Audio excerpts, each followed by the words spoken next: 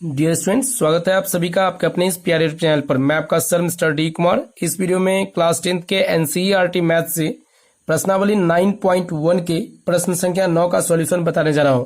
इससे पहले मैंने आप लोगों को 1 से लेकर 8 तक के जितने भी प्रश्न हैं उन सभी का सॉल्यूशन बता दिया हूं। सभी वीडियो का लिंक इस वीडियो के डिस्क्रिप्शन बॉक्स में दे दिया गया है।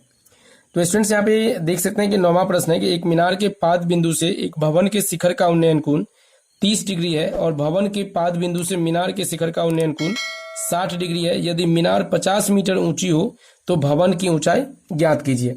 देखिए, आपको क्वेश्चन को 1-2 बार पढ़ के अच्छे तरीके से समझ लेना है, उसके अकॉर्डिंग एक फिगर बनाना है और फिगर जैसे ही बन जाएगा उसके बाद आप क्वेश्चन को भी सॉल्व कर पाएंगे। तो यहाँ पे है कि एक मीनार का पाद बिंदु है जिससे भवन के शिखर का उन्नयन कोण 30 डिग्री बनता है।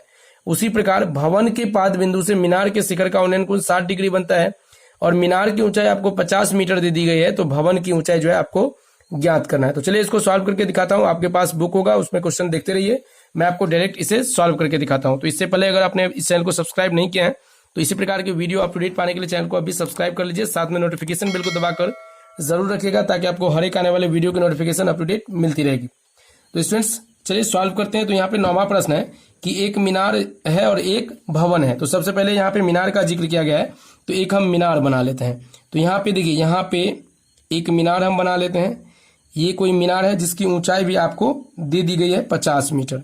तो ये आपका 50 मीटर है, इसको हम मान लेते हैं ए बी। अब देखिए, कोई भवन है, इसके सामने में भी हो सकता है, मतलब पीछे भी आगे भी कहीं भी आप ले सकते हैं, बस उसकी ऊंचाई याद करनी है। तो सपोज करते हैं कि ये एक भवन है, कोई ये भवन है। तो ये ऑब्वियस है कि मीनार भी जमीन पे ही होगा और भवन भी जमीन पे ही होगा। तो इस तरह से इसका जो क्षैतिज रेखा होगा ये समान होगा। तो ये आपका क्षैतिज रेखा हो गया। अब कहता है कि मीनार के पाद बिंदु से, ये मीनार का पाद बिंदु मतलब नीचे का बिंदु, तो यहां से भवन के शिखर, भवन का शिखर तो ये होगा, तो ये ए बी हो गया। इसको हम मान लेते हैं सी डी मान लेते हैं भवन को। तो यहां से देखिए, ये जो यहां से बनेगा, इस पे भवन के शिखर के साथ मीनार के पाद बिंदु का जो उन्नयन कोण बन रहा है यहां से यहां तक, तो उन्नयन कोण नीचे से ऊपर बनेगा। ये कहा जा रहा है 30 डिग्री बनता है, तो ये आपका हो जाएगा 30 डिग्री। अब कहता है कि सेम उसी प्रकार भवन के पाद बिंदु से मीनार के शिखर का उन्नयन कोण, तो भवन का पाद बिंदु ये हो गया और इससे मीनार के शिखर का उन्नयन कोण, तो देखिए ये ऑब्वियस है ज्यादा, क्योंकि 60 डिग्री बनेगा तो ये ज्यादा उठेगा। तो ये आपका बन रहा है 60 डिग्री का।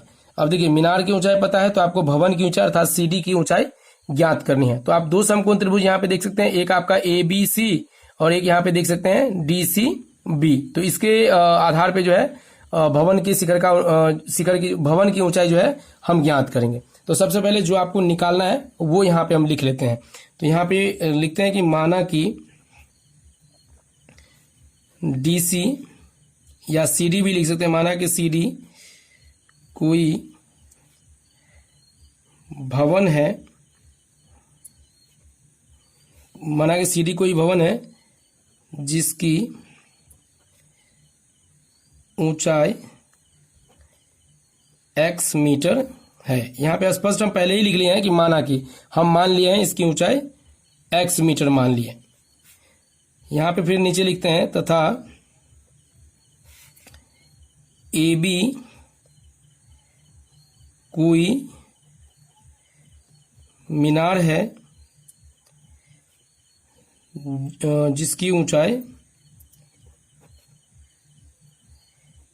जिसकी ऊंचाई कितना है 50 मीटर है। इसी तरह से आप लोगों को लिखना है, जो भी चीजें दी गई है बस उसी को लिखना है। अगर आप नहीं भी लिखते हैं, डायरेक्ट क्वेश्चन को सॉल्व करते हैं, फिर भी आपको नंबर मिलेगा ही, लेकिन अगर आप स्पष्ट कर देते हैं तो और अच्छी बात होती है। तो इसीलिए हम क्या लिख सकते हैं, मतलब सी डी बराबर हम x लिए हैं, सी डी बराबर x मीटर और ए बी बराबर 50 मीटर दिया गया है। तो अब देखिए, दो समकोण, तो सबसे पहले जो चीज दिया गया है, तो यहाँ पे देखिए, जैसे हमें मीनार की, ये भवन की ऊंचाई निकालनी है, तो इसके लिए सबसे पहले हमको ये पता होना चाहिए, इसका आधार पता होना चाहिए, मतलब नीचे की जो यहाँ पे बीसी है ये पता होगा तभी ये ऊंचाई निकल पाएगा। क्योंकि कोई भी त्रिकोणमितीय अनुपात लगाइएगा तो कोई एक भुजा पता होनी चाहिए, लेकिन यहाँ पे एक भुजा पता है तो इसकी सहायता से हम ये निकाल सकते हैं। जैसे 60 डिग्री के लिए ए बी हो जाएगा आपका लंब और बीसी हो जाएगा आधार। तो लंब आधार का संबंध tan थीटा में होता है, तो tan 60 यहाँ पे लगाएंगे। तो सबसे पहले हम लिखते हैं कि समकोण त्रिभुज ए बी सी में tan थीटा लगाते हैं, tan 60 डिग्री बराबर ए बी बट्टा बी सी। तो यहाँ से देखिए tan 60 का मान √3 होता है, ए भी आपका दे देगा 50 और बट्टा BC हो जाएगा। तो इस तरह से जब आप BC निकालेंगे तो BC बराबर देखिए √3 BC बराबर 50 होगा, तो BC निकालेंगे तो ये आपका 50 बट्टा √3 हो जाएगा, ये BC का मान हो जाएगा। तो BC बराबर 50 बट्टा √3, यहाँ से आप देख सकते हैं BC बराबर 50 बट्टा √3। अब BC निकल गया तो इस त्रिभुज में, त्रिभुज BCD में tan 30 डिग्री लगाएंगे तो आपका CD बट्टा BC हो जाएगा। तो अब लगाते हैं त्रिभुज BCD में, फिर समकोण त्रिभुज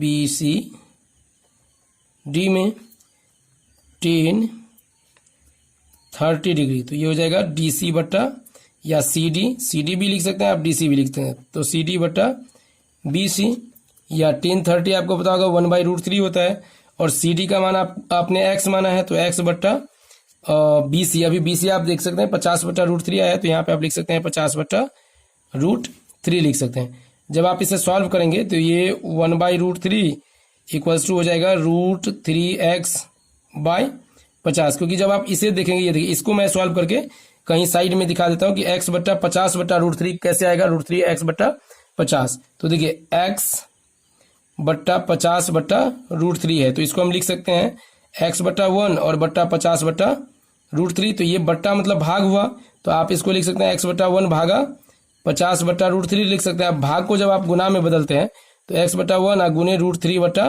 50, क्योंकि जब भाग गुना में बदलता है तो संख्या पलट जाता है, तो इस तरह से देखिए ऊपर वाला ऊपर के साथ गुना होगा, तो ये हो जाएगा √3x और बट्टा में 50 को 1 से, तो ये √3x बट्टा 50 होगा, वही यहाँ पे लिखा गया है। तो इस तरह से आप देख सकते हैं। अब देखिए यहाँ पे हम क्रॉस मल्टीप्लीकेशन करते हैं, तो क्रॉस करेंगे तो देखिए √3 को √3 से गुना करेंगे तो 3 होगा।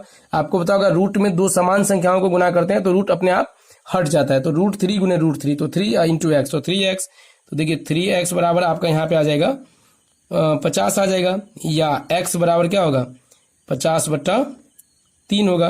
तो ये या तो आपका दशमलव में होगा या पूर्णांक में इसका आंसर होगा। तो जब आप ये दशमलव में या पूर्णांक में निकालेंगे तो पूर्णांक में जो इसका आंसर होगा, इसमें जब आप भाग देंगे 3 से 50 में, तो पूर्णांक में आपका आ जाएगा 16.2 बट्टा 3 आएगा, क्योंकि 16 48 2 50 हो जाएगा। तो इस तरह से आप देख सकते हैं 50 बट्टा 3 आ गया, तो ये आपका मीटर में होगा, क्योंकि मीटर में दिया गया है आपका एक ऊंचाई, तो इस तरह से मीटर में हो जाएगा 16.2 बट्टा 3।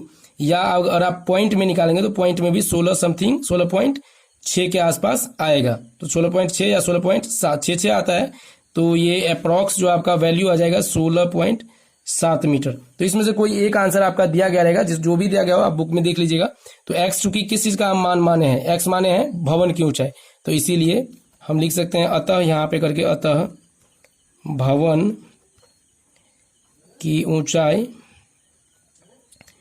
बराबर कोई एक ले लेते हैं, भवन की ऊंचाई बराबर 16.2 बट्टा 3 मीटर। तो ये आपका करेक्ट आंसर हो जाएगा। तो इस प्रकार से आप किसी भी दिए गए क्वेश्चन को सॉल्व कर सकते हैं। तो अगर आपको ये क्वेश्चन समझ में आ गया हो तो आप कमेंट करके बताइए कि कैसे लगे वीडियो, साथ में वीडियो को लाइक कीजिए और इसी प्रकार की वीडियो अप टू डेट पाने के लिए चैनल को सब्सक्राइब करके जरूर रखिए। मिलते हैं नए वीडियो में नए क्वेश्चन के सॉल्यूशन के साथ, तब तक के लिए अलविदा। जय हिंद, जय Bharat. Thank you so much.